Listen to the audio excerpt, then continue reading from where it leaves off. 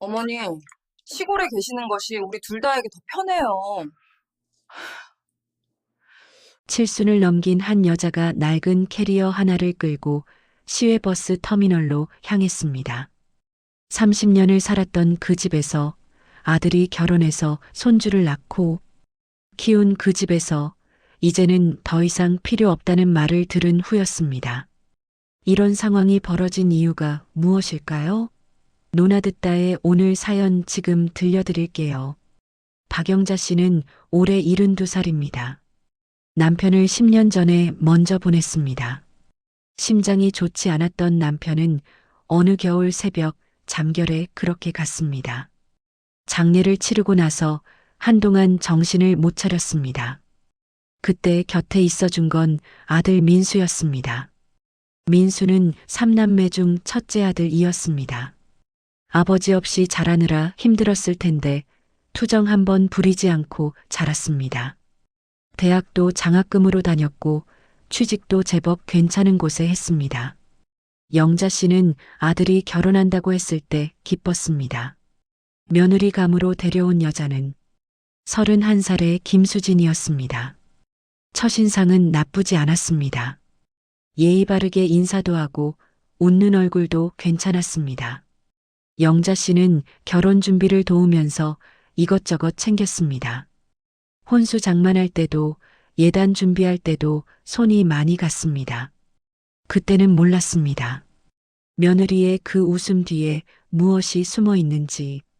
결혼 후 얼마 지나지 않아 분위기가 달라지기 시작했습니다. 수지는 시어머니가 주방에 들어오는 걸 싫어했습니다. 말은 공손했지만 표정은 그렇지 않았습니다. 영자 씨가 냉장고 문을 열면 마치 남의 집 냉장고를 뒤지는 사람 대하듯 쳐다봤습니다. 영자 씨는 그냥 물 한 잔 마시려던 참이었는데 괜히 미안해졌습니다. 저녁 식탁도 마찬가지였습니다. 영자 씨가 반찬 투정을 한 적은 없었습니다. 그저 간이 좀 세다고 말했을 뿐인데 수진의 얼굴이 굳었습니다. 며느리는 자기 입맛이 원래 이렇다며 입맛에 안 맞으면 따로 드시라는 말을 남겼습니다. 민수는 그 자리에서 아무 말도 하지 않았습니다. 그저 밥만 먹었습니다. 영자 씨는 그날 이후로 밥상에서 말을 아꼈습니다. 손주가 태어난 후에는 더 힘들어졌습니다. 영자 씨는 손주를 안고 싶었습니다. 할머니니까요. 그런데 수지는 손부터 씻었냐고 물었습니다. 영자 씨가 손을 씻고 오면 이번엔 감기 기운은 없냐고 했습니다. 결국 안아보지도 못하고 멀찌감치 서서 지켜만 봤습니다. 손주는 엄마 품에서 까르르 웃었고 영자 씨는 그 웃음소리를 듣기만 했습니다. 어느 날은 친구가 집에 놀러 왔습니다. 오랜만에 만난 친구였습니다. 영자 씨는 거실에서 차를 마시며 이야기를 나눴습니다. 수진이 퇴근해서 들어왔습니다. 친구에게 인사를 하더니 영자 씨에게 손님 올 때는 미리 말하라고 집 정리가 안 됐다고 했습니다. 친구 앞에서였습니다. 영자 씨는 얼굴이 화끈거렸습니다. 친구는 일찍 일어나 돌아갔고 영자 씨는 그날 저녁을 거르고 방에만 있었습니다. 그 후로도 비슷한 일들이 계속 이어졌습니다. 영자 씨가 거실 소파에 앉아 있으면 수지는 방에서 쉬라고 말했습니다. 영자 씨가 TV를 보고 있으면 자기가 볼 게 있다며 채널을 돌렸습니다. 영자 씨가 뭔가 물어보면 잘 모르겠다고 짧게 답했습니다. 대화는 점점 줄어들었고 영자 씨는 자기 방에 있는 시간이 많아졌습니다. 그러던 어느 날 저녁이었습니다. 민수 가족과 영자 씨가 식탁에 앉아 있었습니다. 수진이 갑자기 입을 열었습니다. 시골에 계시면 어떻겠냐는 말이었습니다. 영자 씨는 숟가락을 든 채 굳었습니다. 수진은 계속 말을 이었습니다. 여기는 공기도 안 좋고 어머니 연세에 시골이 훨씬 좋다고 했습니다. 영자 씨는 아들을 봤습니다. 민수는 고개를 숙이고 있었습니다. 아무 말도 하지 않았습니다. 수진이 다시 말했습니다. 어머니, 시골 가 계시면 서로 편하잖아요. 라고 했습니다. 그 말에는 거부할 여지가 없었습니다. 이미 결정된 일이었습니다. 영자 씨는 그 자리에서 한마디도 하지 않았습니다. 반박할 힘도 할 말도 없었습니다. 다음 날부터 영자 씨는 짐을 쌌습니다. 30년을 살았던 집이었지만 짐은 많지 않았습니다. 옷가지 몇 벌, 낡은 앨범 몇 권, 그리고 남편이 쓰던 시계 하나. 그게 전부였습니다.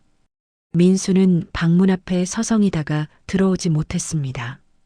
영자 씨는 아들에게 먼저 말을 걸지 않았습니다. 수지는 짐 싸는 내내 거실에서 TV를 보고 있었습니다. 떠나는 날 아침이었습니다. 영자 씨는 현관문을 나서면서 한 번 뒤를 돌아봤습니다. 수지는 배웅도 나오지 않았습니다. 민수만 차에 짐을 실어주며 자주 오겠다는 말을 남겼습니다. 영자 씨는 고개만 끄덕였습니다. 차는 서울을 벗어나 시골로 향했습니다. 시골집은 남편이 살아있을 때 주말 농장으로 쓰던 곳이었습니다. 오랫동안 비어 있어서 먼지가 수북했습니다. 영자 씨는 혼자 걸레질을 했습니다. 창문을 열자 차가운 바람이 들어왔습니다. 그제야 눈물이 났습니다. 참았던 것들이 한꺼번에 쏟아졌습니다. 아무도 없는 집에서 영자 씨는 한참을 울었습니다. 그런데 며느리 수진에게 시어머니는 이미 먼 존재가 되어 있었습니다. 아니, 처음부터 가까운 적이 없었는지도 모릅니다. 전화벨이 울렸습니다. 영자 씨는 핸드폰을 들었습니다. 아들 민수였습니다. 잘 지내냐는 물음에 영자 씨는 잘 지낸다고 답했습니다. 통화는 10분도 안 되어 끝났습니다. 민수는 바쁘다며 끊었습니다. 영자 씨는 핸드폰을 내려다봤습니다. 통화 기록에는 아들과의 짧은 시간만 찍혀 있었습니다. 며칠 후 영자 씨는 손주 생각이 나서 전화를 걸었습니다. 벨소리만 길게 울렸습니다. 받지 않았습니다. 1시간 후 다시 걸었습니다. 이번에도 받지 않았습니다. 저녁 때 문자를 보냈습니다. 손주 얼굴 보고 싶은데 영상 통화 한 번 하면 안 되겠냐고 적었습니다. 수진에게서 답장이 왔습니다. 지금 잘 놀고 있다. 영상 통화는 다음에 하자. 그게 전부였습니다. 일주일이 지나고 보름이 지났습니다. 영자 씨는 시골에서 혼자 지냈습니다. 아침에 일어나면 마당에 나가 텃밭을 가꿨습니다. 상추도 심고 고추도 심었습니다. 손을 움직이면 생각이 덜했습니다. 저녁에는 TV를 켰습니다. 드라마를 보다가 잠들었습니다. 그렇게 하루하루가 지나갔습니다. 추석이 다가왔습니다. 영자 씨는 아들에게 전화를 걸었습니다. 명절에는 내려오느냐고 물었습니다. 민수는 잠시 말이 없었습니다. 그러더니 올해는 힘들 것 같다고 했습니다. 수진이 친정에 가기로 했다고, 길도 막히고 힘들다고 했습니다. 영자 씨는 알았다고 답했습니다. 전화를 끊고 나서 한참을 멍하니 앉아 있었습니다. 명절 당일 아침이었습니다. 영자 씨는 혼자 차례상을 차렸습니다. 남편 사진 앞에 밥과 국을 놓았습니다. 전도 부치고 나물도 묻혔습니다. 절을 하고 일어서는데 무릎이 시큰거렸습니다. 나이가 든다는 게 이런 거구나 싶었습니다. 혼자 밥을 먹고 설거지를 했습니다. 거실은 조용했습니다. 그날 오후 영자 씨는 핸드폰을 들었습니다. 아들에게 전화를 걸었습니다. 명절 잘 보내고 있냐고 물으려 했습니다. 벨소리가 울렸습니다. 받지 않았습니다. 2번, 3번 더 걸었습니다. 모두 받지 않았습니다. 영자 씨는 문자를 보냈습니다. 명절 잘 보내라고, 손주 얼굴 보고 싶다고 적었습니다. 답장은 오지 않았습니다. 저녁이 되어서야 민수에게서 연락이 왔습니다. 문자였습니다. 바빠서 전화 못 받았다고 나중에 통화하자고 적혀 있었습니다. 영자 씨는 답장을 보내지 않았습니다. 보낼 말이 없었습니다. 그날 밤 영자 씨는 오래 잠들지 못했습니다. 시간이 흐를수록 연락은 더 뜸해졌습니다. 영자 씨가 먼저 전화를 해도 받는 날이 적었습니다. 문자를 보내도 답장은 간단했습니다. 네, 알겠습니다. 건강하세요. 그런 말들 뿐이었습니다. 영상통화는 한 번도 이루어지지 않았습니다. 손주 얼굴은 사진으로만 봤습니다. 그것도 가끔 민수가 보내주는 것만요. 겨울이 왔습니다. 영자 씨는 감기에 걸렸습니다. 열이 나고 기침이 났습니다. 혼자 약국에 가서 약을 사 먹었습니다. 며칠 누워 지내다 일어났습니다. 민수에게는 말하지 않았습니다. 말해봤자 달라질 게 없다는 걸 알았으니까요. 그러던 어느 날이었습니다. 영자 씨의 휴대폰으로 전화가 왔습니다. 휴대전화 속에 반가운 이름이 있었습니다. 사랑하는 둘째 민지. 민지는 부산에서 살고 있었습니다. 결혼해서 아이 둘을 키우며 바쁘게 살았습니다. 오랜만에 듣는 딸의 목소리였습니다. 민지는 어머니가 시골로 내려갔다는 얘기를 들었다고 했습니다. 오빠한테 들었다고 했습니다. 민지는 화가 나 있었습니다. 왜 미리 말을 안 했냐고, 새언니가 어머니를 그렇게 보냈다는 게 말이 되냐고 목소리를 높였습니다. 영자 씨는 괜찮다고, 시골이 좋다고 말했습니다. 민지는 믿지 않았습니다. 민지는 곧 찾아가겠다고 했습니다. 주말에 시간 내서 내려가겠다고 했습니다. 영자 씨는 괜찮다고, 바쁜데 오지 말라고 했습니다. 하지만 민지는 듣지 않았습니다. 통화를 끊은 후 영자 씨는 한숨을 쉬었습니다. 자식들한테 걱정 끼치기 싫었는데 그게 안 됐습니다. 주말이 되었습니다. 민지가 차를 몰고 내려왔습니다. 남편과 아이들은 집에 두고 혼자 왔습니다. 영자 씨는 딸을 맞았습니다. 민지는 집안을 둘러봤습니다. 먼지가 쌓인 곳, 삐걱거리는 문, 낡은 가구들을 보며 표정이 굳었습니다. 어머니가 이런 데서 혼자 지낸다는 게 믿기지 않는다고 했습니다. 민지는 오빠에게 전화를 걸었습니다. 영자 씨가 말렸지만 민지는 듣지 않았습니다. 민수가 전화를 받았습니다. 민지는 오빠를 나무랐습니다. 어떻게 어머니를 이렇게 보낼 수 있냐고, 새언니가 그렇게 말했으면 오빠가 막았어야 하는 거 아니냐고 따졌습니다. 민수는 변명했습니다. 어머니가 괜찮다고 하셨다고, 시골 공기가 좋다고 하셨다고 말했습니다. 민지는 한숨을 쉬었습니다. 오빠한테 더 이상 할 말이 없었습니다. 통화를 끊고 어머니를 봤습니다. 영자 씨는 딸에게 차를 내왔습니다. 민지는 어머니 손을 잡았습니다. 손이 거칠어져 있었습니다. 혼자 밭일하고 집안일 하느라 그렇게 된 것이었습니다. 민지는 부산으로 돌아가면서 생각했습니다. 이대로 둘 수 없다고, 뭔가 해야 한다고 생각했습니다. 집에 돌아온 민지는 셋째 딸 미니에게 전화를 걸었습니다. 미니는 서울에서 회사를 다니고 있었습니다. 아직 결혼 전이었습니다. 민지는 미니에게 어머니 상황을 설명했습니다. 미니도 놀랐습니다. 자매는 의논했습니다. 어머니를 이대로 둘 수 없다고, 오빠네 집에서 쫓겨나듯 시골로 간 어머니를 가만 놔둘 수 없다고 입을 모았습니다. 그런데 당장 해줄 수 있는 게 없었습니다. 민지는 부산에서 아이들 키우느라 바빴고, 미니는 서울에서 직장 생활하느라 바빴습니다. 그때 미니가 말했습니다. 언니 기억나? 엄마 시장에서 반찬 가게 하실 때 손님이 많았잖아. 민지는 생각이 났습니다. 아버지가 돌아가시기 전까지 작은 반찬 가게를 했습니다. 어머니는 손맛이 좋아 시장 반찬 가게에서도 인기가 많았습니다. 자매는 계획을 세우기 시작했습니다. 어머니가 시골에서 할 수 있는 일을 찾아드리자고 그냥 혼자 쓸쓸하게 계시게 하지 말자고 다짐했습니다. 민희는 주말에 시골로 내려가겠다고 했습니다. 민지도 다음 주에 다시 내려가겠다고 했습니다. 며칠 후 민희가 시골집에 도착했습니다. 영자 씨는 막내딸을 반겼습니다. 민희는 어머니와 마주 앉았습니다. 그리고 물었습니다. 엄마, 여기서 뭐 하고 싶으세요? 영자 씨는 잠시 생각했습니다.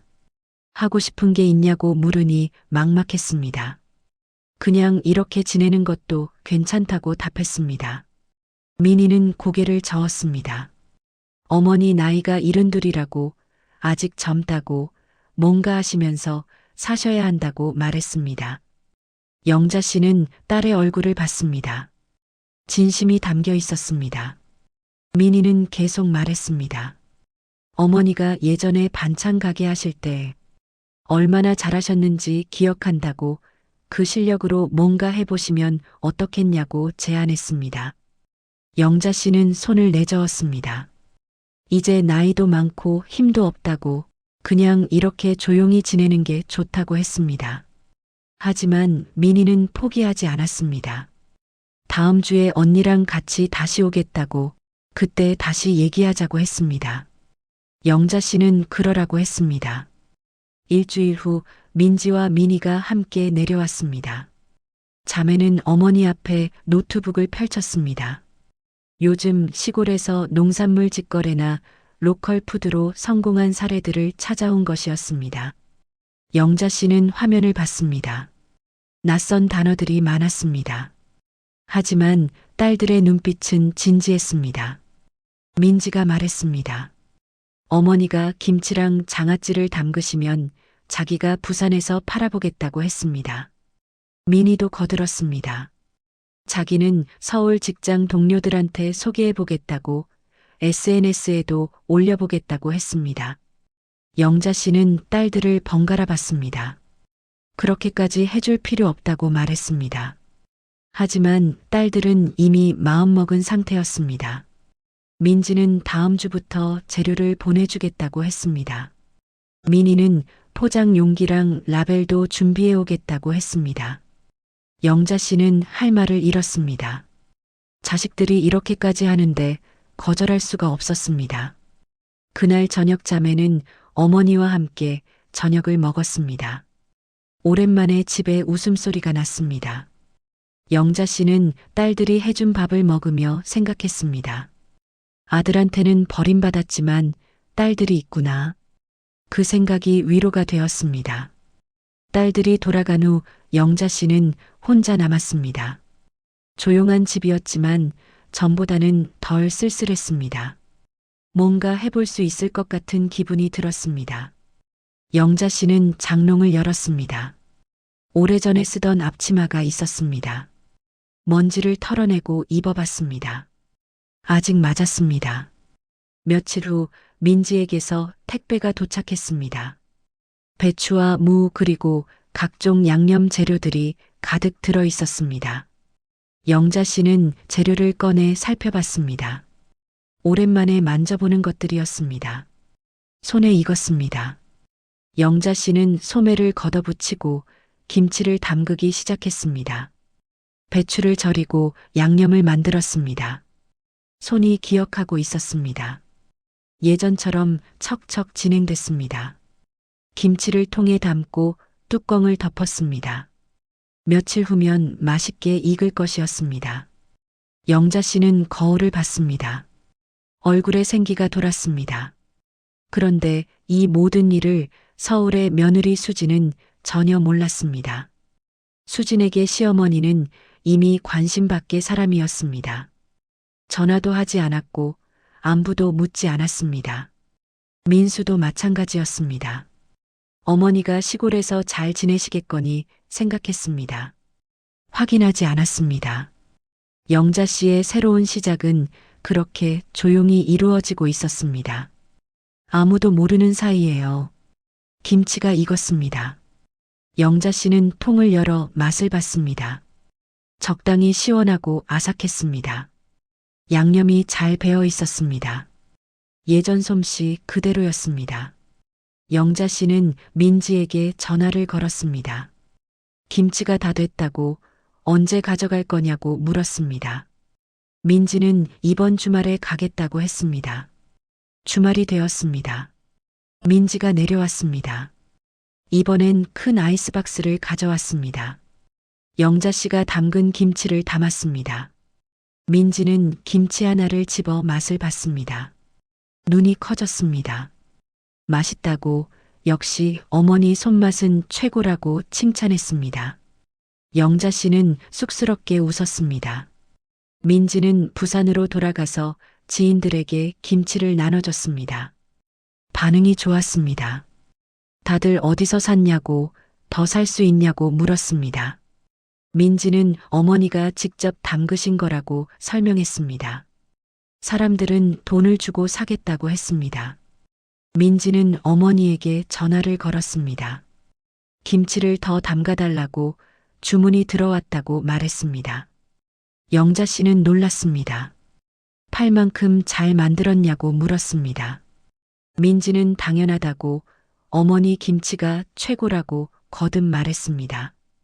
영자 씨는 그럼 해보겠다고 답했습니다. 전화를 끊고 다시 배추를 주문했습니다. 이번엔 양을 2배로 늘렸습니다. 며칠 동안 영자 씨는 김치만 담갔습니다. 아침 일찍 일어나 배추를 다듬고 절이고 양념을 만들었습니다. 손에 물집이 잡히고 허리가 아팠지만 참았습니다. 오랜만에 느끼는 보람이었습니다. 누군가 자기가 만든 걸 찾는다는 게 기뻤습니다. 김치가 완성됐습니다. 민지가 다시 내려와 가져갔습니다. 이번엔 양이 많아서 남편도 함께 왔습니다. 차 트렁크에 김치통이 가득 실렸습니다. 민지는 어머니 손을 꼭 잡았습니다. 엄마, 우리가 있잖아요. 이제 엄마 인생 시작하는 거예요. 영자 씨는 딸의 손을 쓰다듬었습니다. 부산에서 김치가 입소문을 탔습니다. 민지의 지인들뿐만 아니라 그 지인의 지인들까지 주문이 들어왔습니다. 민지는 매주 시골로 내려와야 했습니다. 영자 씨는 쉴 틈 없이 김치를 담갔습니다. 체력은 모자랐지만 보람, 행복으로 힘든 줄 몰랐습니다. 그때 미니가 제안했습니다. 이제 김치 말고 다른 것도 만들어 보면 어떻겠냐고 물었습니다. 장아찌나 젓갈, 된장 같은 것들 말입니다. 영자 씨는 그것도 할 수 있다고 답했습니다. 예전에 다 해봤던 것들이었으니까요. 미니는 인터넷 쇼핑몰을 만들었습니다. 직접 배워서 간단한 페이지를 올렸습니다. 상품명은 영자네 손맛이었습니다. 어머니 이름을 딴 것이었습니다. 사진도 찍어 올렸습니다. 김치, 장아찌, 고추장, 된장이 나란히 진열됐습니다. 미니는 SNS에도 홍보했습니다. 주문이 들어오기 시작했습니다. 처음엔 하루 서너 건이었습니다. 일주일 후엔 10건이 넘었습니다. 한 달 후엔 하루 20건이 넘어갔습니다. 영자 씨 혼자서는 감당이 안 됐습니다. 민지와 미니가 번갈아 내려와 도왔습니다. 주말마다 포장하고 발송하느라 정신이 없었습니다. 이제 직원을 두는 게 어떻겠냐고 민지가 제안했습니다. 영자 씨는 망설였습니다. 남한테 돈 주고 일 시키는 게 낯설었습니다. 하지만 민지는 이제 진짜 사업이라고 제대로 해야 한다고 설득했습니다. 얼마 지나지 않아 65 김순희 씨가 왔습니다. 순희 씨는 일을 바로 터득했고 손도 빨랐습니다. 두 사람이 함께 일하니 속도가 붙었습니다. 주문량을 늘렸습니다. 일주일에 100건이 넘는 주문을 소화했습니다. 영자 씨는 아침 6시에 일어나 밤 9시까지 일했습니다. 힘들었지만 좋았습니다. 혼자 있을 때보다 훨씬 살아있다는 느낌이 들었습니다. 몇 달이 지났습니다. 영자네 손맛은 인터넷에서 점점 유명해졌습니다. 리뷰가 쌓였습니다. 맛있다는 후기, 어머니가 해준 맛 같다는 댓글들이 달렸습니다. 민희는 이 후기들을 캡처해서 어머니에게 보여줬습니다. 영자 씨는 안경을 쓰고 화면을 봤습니다. 낯선 사람들이 자기가 만든 걸 칭찬하고 있었습니다. 그러던 어느 날, 지역 신문사에서 연락이 왔습니다. 영자네 손맛을 취재하고 싶다는 내용이었습니다. 민희가 전화를 받았습니다. 어머니와 상의한 후 승낙했습니다. 일주일 후 기자가 사진 기자와 함께 내려왔습니다. 그리고 인터뷰했습니다. 어떻게 시작하게 됐는지, 힘든 점은 없는지, 앞으로 계획은 무엇인지 물었습니다. 영자 씨는 담담하게 답했습니다. 시골에 내려와서 할 일이 없다가 딸들이 도와줘서 시작하게 됐다고, 사람들이 좋아해 주니 보람 있다고 말했습니다. 기사가 났습니다. 제목은 일은 넘어 시작한 제2의 인생, 영자 할머니의 손맛 이야기였습니다. 영자 씨가 김치를 담그는 사진과 함께 기사가 실렸습니다. 인터넷에도 공유됐습니다. 댓글이 달렸습니다. 응원하는 내용이 대부분이었습니다. 기사가 난 후 주문이 폭발적으로 늘었습니다. 하루에 50건이 넘는 주문이 들어왔습니다. 영자 씨와 순희 씨 둘이서는 감당이 안 됐습니다. 민지와 민희가 회사를 쉬고 내려와 도왔습니다. 그래도 부족했습니다. 결국 사람을 더 고용했습니다. 동네 아주머니 2분이 더 합류했습니다. 작은 작업장도 만들었습니다.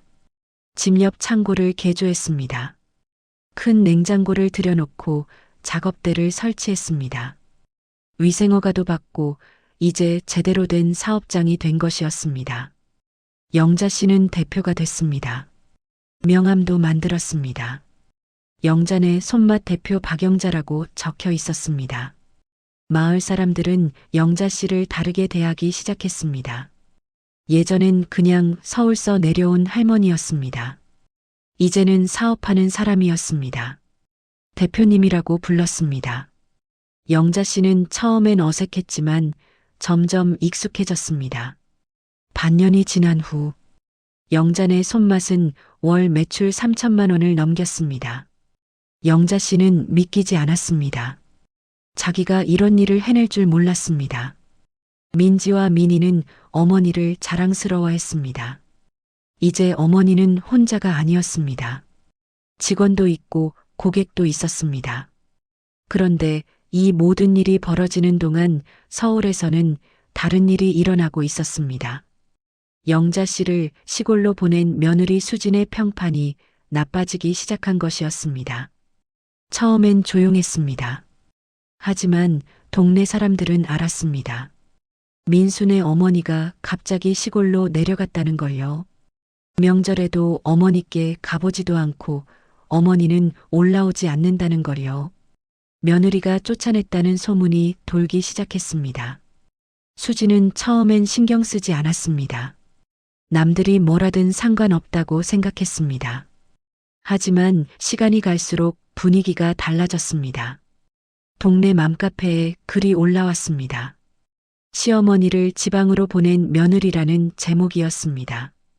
직접적으로 이름을 거론하진 않았지만 아는 사람은 다 알았습니다. 어떻게 사람이 그럴 수 있냐는 댓글이 달리기 시작했습니다. 수지는 화가 났습니다. 남의 집안일에 왜 이렇게 참견하는지 이해할 수 없었습니다. 하지만 글은 삭제되지 않았습니다. 오히려 더 퍼져나갔습니다. 마트에서도 학교 앞에서도 수군거리는 소리가 들렸습니다. 수진이 지나가면 수군대는 엄마들이 있었습니다. 아이 학교 학부모 모임에서도 분위기가 싸늘했습니다. 수진은 점점 외톨이가 되어갔습니다. 민수는 이 상황을 알고 있었습니다. 하지만 어떻게 해야 할지 몰랐습니다. 어머니에게 연락해야 하나 생각했습니다. 하지만 전화를 걸지 못했습니다. 어떤 말을 해야 할지 막막했습니다. 그렇게 시간만 흘러갔습니다. 수지는 왜 자기만 나쁜 사람이 되는 거냐고, 시어머니도 괜찮다고 하셨잖냐고 항변했습니다. 하지만 아무도 들어주지 않았습니다. 수지는 점점 집에만 있게 됐습니다. 밖에 나가기가 싫었습니다. 그 시간 동안 시골에서는 영자 씨의 사업이 계속 커져가고 있었습니다. 아무도 예상하지 못한 일이었습니다. 특히 수진과 민수는 전혀 몰랐습니다. 어머니가 시골에서 무엇을 하고 계신지, 얼마나 성공하고 계신지 전혀 알지 못했습니다. 판이 완전히 뒤집히고 있었습니다. 조용히 그러나 확실하게 1년이 흘렀습니다. 영잔의 손맛은 이제 지역을 넘어 전국적으로 알려졌습니다. 대형 백화점에서 입점 제한과 온라인 쇼핑몰에서도 연락이 왔습니다. 영자 씨는 민지, 민희와 상의 끝에 백화점 입점을 결정했습니다. 계약이 성사됐습니다. 서울 강남의 유명 백화점 지하식품관에 영잔의 손맛 매장이 생겼습니다. 작은 코너였지만 영자 씨에겐 큰 의미였습니다. 오픈 행사도 열렸습니다. 백화점 측에서 보도 자료를 냈습니다. 몇몇 언론사에서 취재를 나왔습니다. 뉴스에 나왔습니다. 저녁 지역 뉴스였습니다. 앵커가 소개했습니다. 70을 넘긴 나이에 새로운 사업을 시작한 할머니의 이야기라고 말했습니다. 화면에는 영자 씨가 김치를 담그는 모습이 나왔습니다. 인터뷰 장면도 나왔습니다. 영자 씨는 카메라를 보며 말했습니다. 나이는 숫자에 불과하다고, 하고 싶은 일이 있으면 시작하면 된다고 했습니다. 방송이 나간 후 반응이 폭발했습니다. 포털 사이트 실시간 검색어에 영잔의 손맛이 올랐습니다. 기사 댓글에는 응원의 메시지가 가득했고 주문 전화도 빗발쳤습니다. 그날 저녁, 서울 아파트 거실에서 수진이 TV를 보고 있었습니다. 뉴스 화면에 익숙한 얼굴이 보였습니다. 수진은 눈을 크게 떴습니다. 시어머니였습니다. 뉴스 자막에는 70 넘어 대박낸 영잔의 손맛 대표라고 적혀 있었습니다. 수진은 리모컨을 떨어뜨렸습니다. 믿을 수 없었습니다. 시어머니가 대표라고요? 사업을 한다고요? 백화점에 입점했다고요? 수진은 화면을 멍하니 바라봤습니다. 시어머니는 환하게 웃고 있었습니다. 시골로 보낼 때와는 완전히 다른 표정이었습니다. 민수가 퇴근해서 들어왔습니다. 수진은 민수에게 물었습니다. 이거 봤냐고, 어머니가 사업하시는 거 알고 있었냐고 다그쳤습니다. 민수도 놀랐습니다. 전혀 몰랐다고 답했습니다. 어머니한테 연락한 지도 오래됐다고, 뭘 하시는지 몰랐다고 말했습니다. 수진은 핸드폰을 꺼내 포털 사이트를 검색했습니다. 영잔의 손맛을 쳤습니다. 기사가 수십 개 나왔습니다. 하나하나 읽었습니다. 시어머니가 1년 동안 이런 일을 해왔다는 게 믿기지 않았습니다. 월 매출이 얼마라는 기사도 보였습니다. 수진은 입이 벌어졌습니다. 다음 날 수진은 시어머니에게 전화를 걸었습니다. 오랜만이었습니다. 수화기 넘어 연결음은 들렸지만 어머니의 목소리는 듣지 못했습니다. 다시 걸어봐도 받지 않았습니다. 수진은 문자를 보냈습니다. 어머니 뉴스 봤어요. 대단하세요. 그리고 축하드려요. 뻔뻔한 문자였고 역시 답장이 없었습니다. 며칠 후 민수가 어머니에게 전화를 걸었습니다. 수화기 너머에는 민지의 목소리가 들렸습니다. 오빠에게 물었습니다. 1년 동안 어머니한테 몇 번 전화했냐고, 명절에는 왜 안 모셔갔냐고 따졌습니다. 민수는 할 말이 없었습니다. 민지는 말했습니다. 이제 어머니는 바쁘시다고, 오빠한테 신경 쓸 시간이 없다고 했습니다. 민수는 전화를 끊고 한숨을 쉬었습니다. 어머니를 시골로 보낸 게 잘못이었다는 걸 이제야 깨달았습니다. 하지만 늦었습니다. 어머니는 이미 자기 인생을 살고 계셨습니다. 아들 없이도요. 수지는 백화점에 갔습니다. 영잔의 손맛 매장을 찾아갔습니다. 작은 코너였지만 사람들이 많았습니다. 김치와 장아찌를 사는 손님들이 줄을 섰습니다. 직원이 친절하게 응대했습니다. 수지는 멀찌감치 서서 지켜봤습니다. 진열대에 시어머니 사진이 붙어 있었습니다. 환하게 웃는 얼굴이었습니다. 사진 아래에는 문구가 적혀 있었습니다. 일은 넘어 시작한 진짜 내 인생, 영자 할머니의 정성을 담았습니다. 수지는 그 문구를 읽으며 가슴이 답답해졌습니다. 김치 하나를 사서 집에 가져와 먹었습니다. 예전에 시어머니가 집에서 담가주시던 그 맛이었습니다. 수지는 김치를 먹으며 눈물이 났습니다. 왜 그때 그렇게 했을까? 왜 시어머니를 그렇게 대했을까? 후회가 밀려왔습니다. 민수도 변했습니다. 회사 동료들이 물었습니다. 뉴스에 나온 분이 어머니 맞냐고 대단하시다고 칭찬했습니다. 민수는 고개만 끄덕였습니다.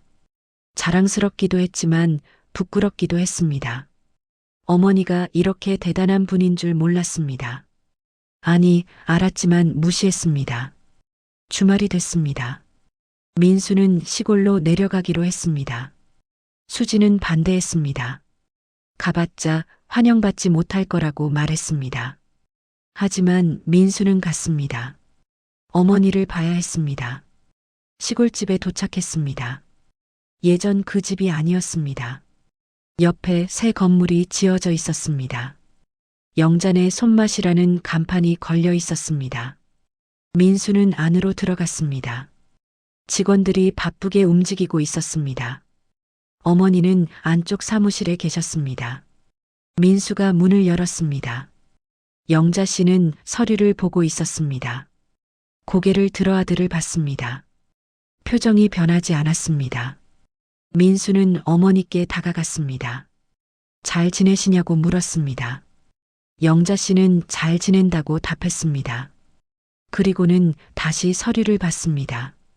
민수는 할 말을 잃었습니다. 어머니가 이렇게 차가울 줄 몰랐습니다.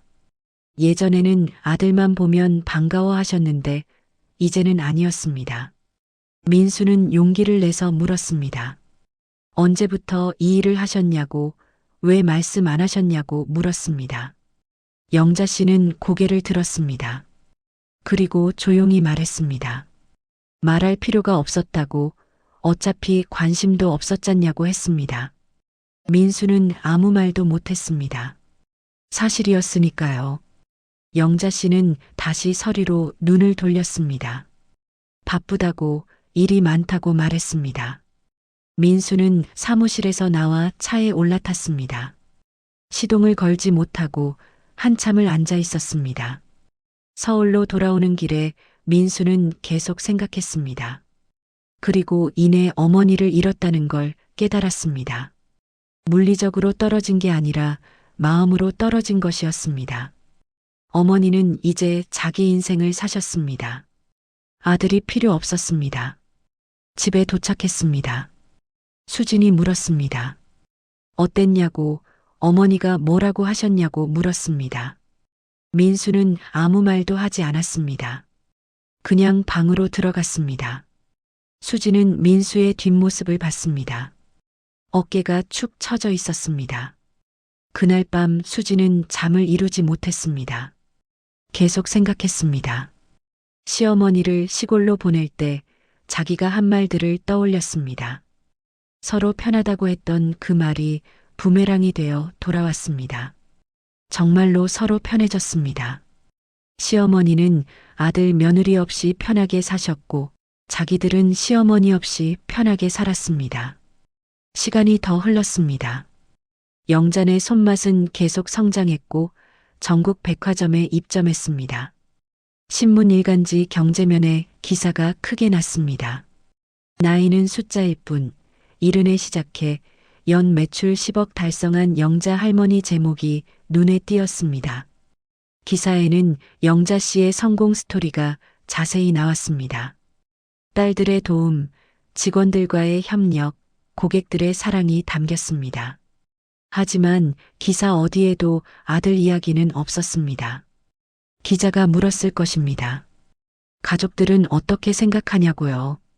영자 씨는 딸들만 언급했습니다. 아들은 빠졌습니다.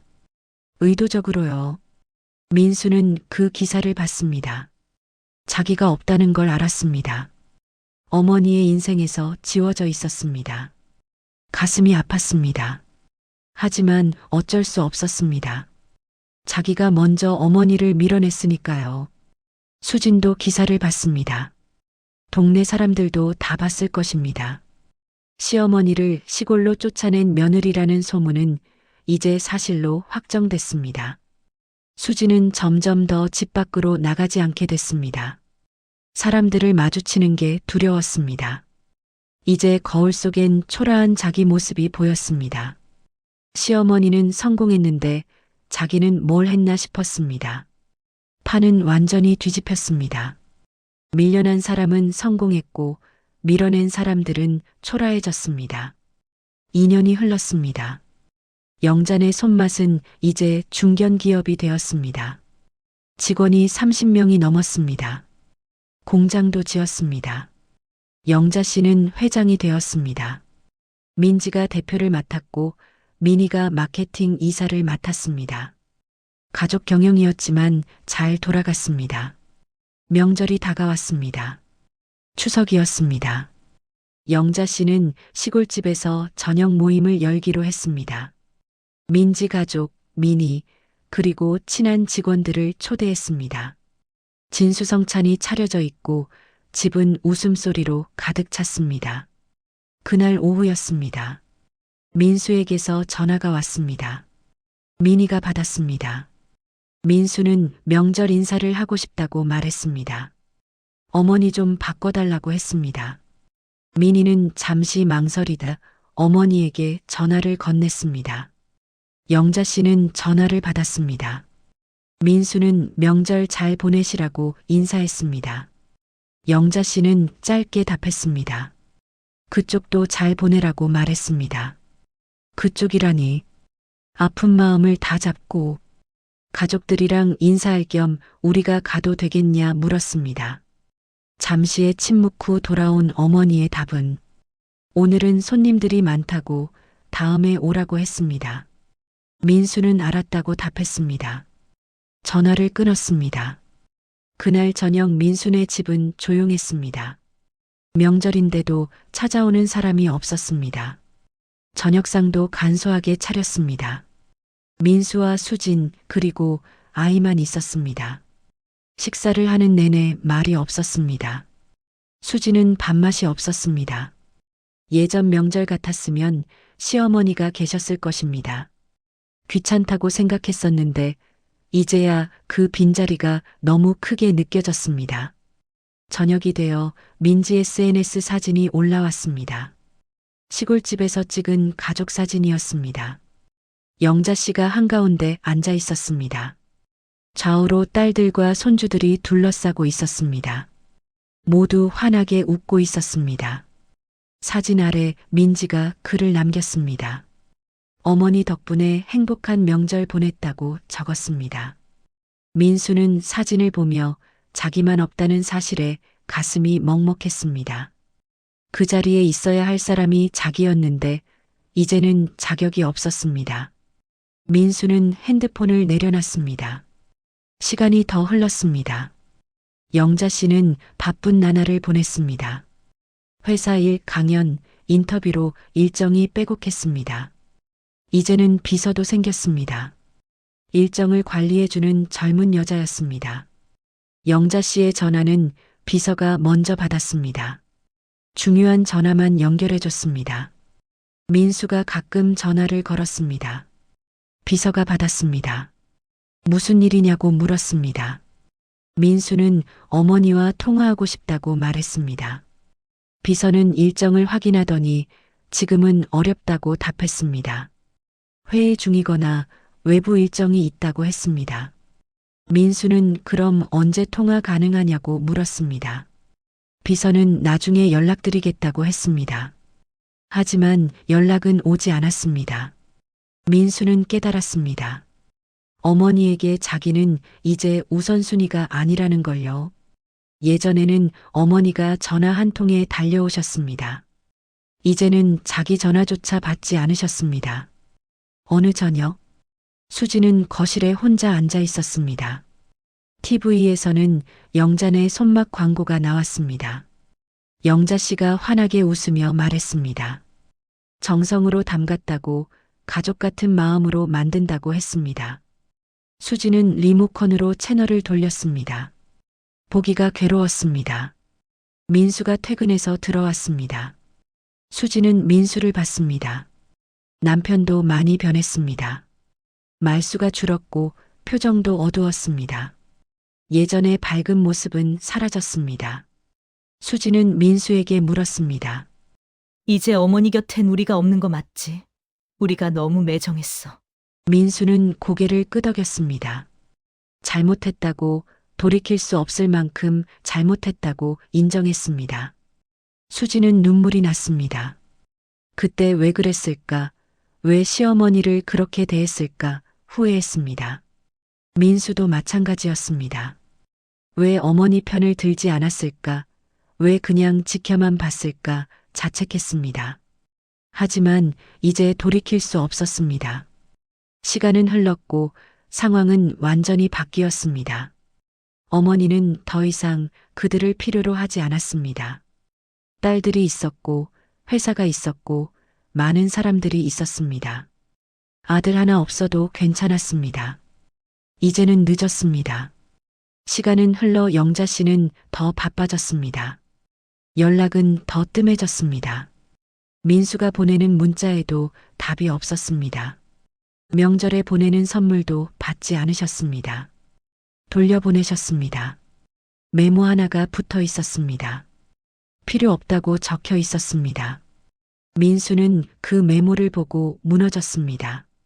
어머니가 자기를 완전하게 끊으신 것이었습니다. 민수는 방에 들어가 오래 나오지 않았습니다. 수지는 남편을 내버려뒀습니다. 자기도 할 말이 없었으니까요. 수지는 혼자 거실에 앉아 있었습니다. 오래된 앨범을 꺼내봤습니다. 결혼식 사진이 있었습니다. 시어머니가 환하게 웃고 계셨습니다. 며느리를 반갑게 맞아주시던 그때였습니다. 수지는 사진 속 시어머니를 보며 눈물을 흘렸습니다. 민수도 옆에 앉았습니다. 앨범을 함께 봤습니다. 가족 사진들이 있었습니다. 어머니와 함께 찍은 사진들이었습니다. 이제는 다시 찍을 수 없는 사진들이었습니다. 민수는 사진을 쓰다듬었습니다. 그날 밤 수지는 민수에게 말했습니다. 우리가 밀어낸 건 시어머니가 아니라 우리 자신이었다고, 결국 밀려난 건 우리였다고 속삭였습니다. 민수는 고개를 끄덕였습니다. 그 말이 맞았습니다. 사람을 밀어내면 결국 밀려나는 건 자기 자신이었습니다. 영자 씨는 혼자가 아니었습니다.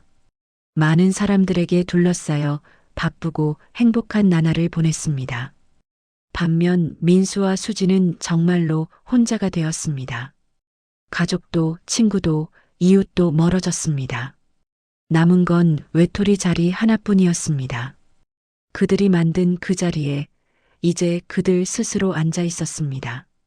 조용하고 쓸쓸한 그 자리에서 후회만 쌓여갔습니다. 영자 씨는 오늘도 웃으며 일했습니다. 직원들과 농담을 나누고 손주들과 통화하고 새로운 계획을 세웠습니다. 삶은 계속됐습니다. 아들 없이도요. 시골집 마당에는 꽃이 피었습니다. 영자 씨가 심은 꽃들이었습니다. 빨갛고 노랗게 피어난 꽃들이 바람에 흔들렸습니다. 영자 씨는 그 꽃을 보며 미소 지었습니다. 이제는 누구도 자기 인생에서 꽃을 빼앗아갈 수 없었습니다. 오늘의 나누어 듣는 사연 어떠셨나요? 여러분의 구독과 좋아요는 더 좋은 사연을 들려드리기에 큰 도움이 됩니다. 여러분이 무엇하며 들었는지, 이 사연은 어땠는지 생각을 댓글로 남겨주세요. 지금까지 사연을 나누어 듣는 노나듣다였습니다. 감사합니다.